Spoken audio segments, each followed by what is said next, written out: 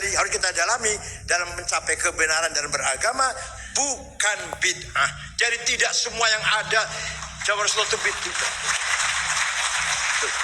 Itu bedanya kita dengan Wahabi. Menurut Wahabi, apa saja yang tidak ada zaman Rasulullah bid'ah. Kalau menurut NU tidak. Kalau itu memang kebaikan untuk mencapai kebenaran, media dakwah Islam justru malah harus kita lakukan. Seperti pengembangan ilmu pengetahuan. Yang penanya kedua dan ketiga sama. Bagaimana caranya kita membangun masyarakat mutamaddin? Ya, Quran menegaskan وَلِيَعْلَمَ الَّذِينَ أُوتُوا الْعِلْمَ أَنَّهُ الْحَقُّ مِنْ رَبِّكَ فَيُؤْمِنُوا بِهِ فَتُخْبِتَ لَهُ قُلُوبُهُمْ. Membangun masyarakat mutamaddin adalah pertama membangun ilmu pengetahuan. Tanpa ilmu pengetahuan tidak mungkin menjadi umat yang keren, umat yang bermartabat.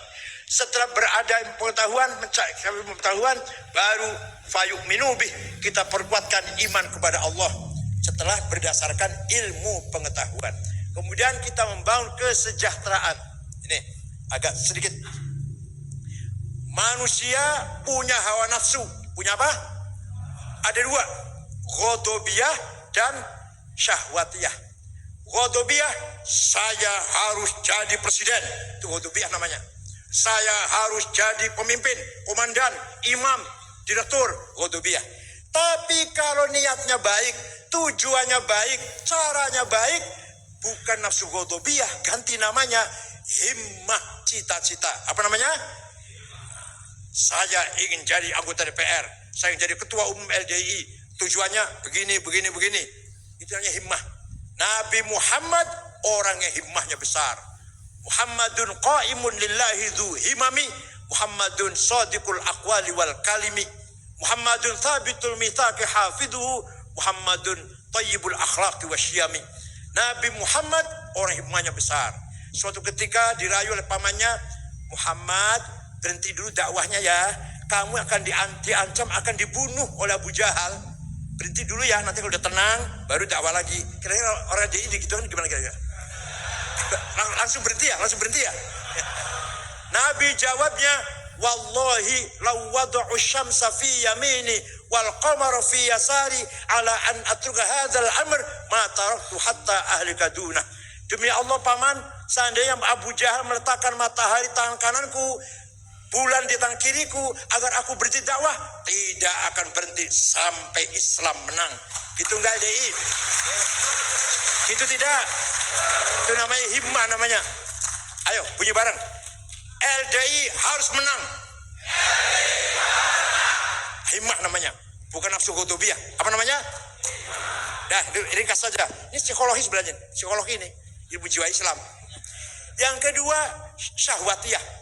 Saya harus orang kaya, uang banyak, Pak, perusahaan banyak, rumah mewah, mobil mewah, hidup enak, makan enak, tidur enak, istri cantik. Cukup satu tapi. Satu rasa empat. Daripada empat rasa satu.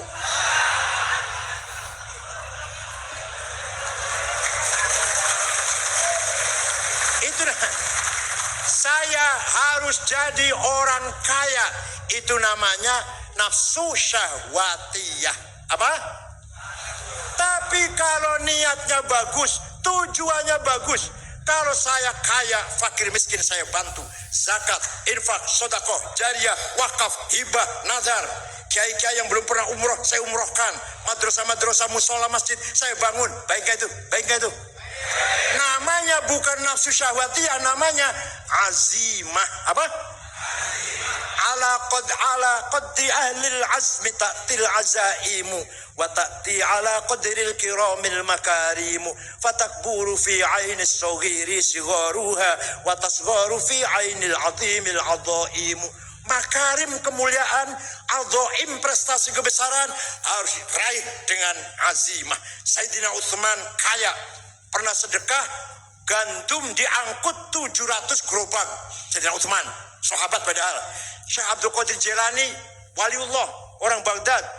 Suatu hari ziarah ke kuburannya Imam Syafi'i di Mesir. Melihat penduduk sekitar kuburan Imam Syafi'i di daerah Fustat, Kairo, melarat. Syekh Abdul Qadir Jilani segera beli tanah 10 hektar. diwakafkan untuk penduduk sekitar kuburnya Imam Syafi'i. Sampai sekarang rusun ada tulisan besar Auqaf Syekh Abdul Qadir Al-Jailani. Jadi Syekh Abdul Qadir Al-Jailani itu wali kaya